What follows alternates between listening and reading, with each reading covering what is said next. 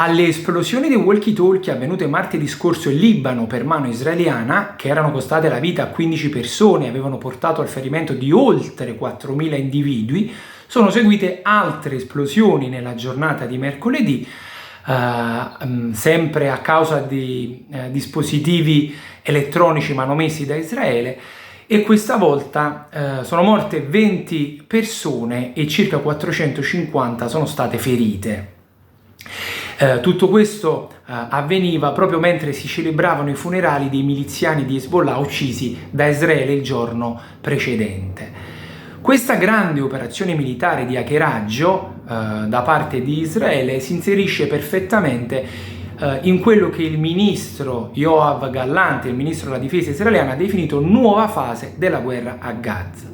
È paradossale che il ministro israeliano parli di guerra al terrorismo quando queste esplosioni pare proprio non rientrino nei metodi convenzionali di guerra. Infatti, lo ripeto, il numero delle persone uccise è alto e ancora più alto è il numero dei feriti, molti dei quali sono stati amputati gli arti, molti di questi feriti hanno perso la vista, tra cui l'ambasciatore iraniano a Beirut. Queste esplosioni israeliane colpiscono indiscriminatamente la popolazione civile, uccidendo un numero molto alto e ferendo un numero molto alto di bambini, donne, anziani e persone che non hanno nulla a che fare con la guerra. Tutto questo accade nel silenzio del mondo che continua a guardare quello che succede a Gaza con distanza. Dal 7 ottobre ad oggi, infatti, la guerra non è mai finita, si continua a uccidere palestinesi innocenti, ogni giorno abbiamo vittime nella striscia di Gaza. Per esempio il 12 settembre un target israeliano è stata una scuola, la scuola di Al-Juani, dove all'interno c'erano bambini e insegnanti, 18 morti, solo in quel raid. Ogni giorno 30 morti, 20 morti. Il numero complessivo delle vittime a Gaza dal 7 ottobre ad oggi è arrivato a 42.000, con 96.000 feriti e circa 10.000 dispersi. Queste esplosioni, le esplosioni di questi giorni, unite alle altre 17.500 operazioni militari offensive portate avanti da Israele dal 7 ottobre ad oggi, ci fanno capire quanto Israele sia potente.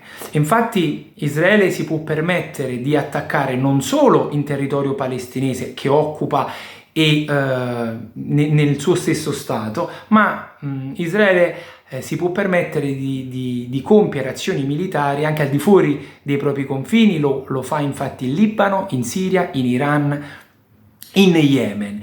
E sebbene ci siano tutti i giorni minacce da parte di soggetti disparati ad Israele, Hezbollah, Hamas, l'Iran, queste minacce sembra davvero non riescano minimamente neanche a impensierire Israele, perché è uno stato, sia per quanto riguarda l'intelligence che la potenza militare, troppo forte.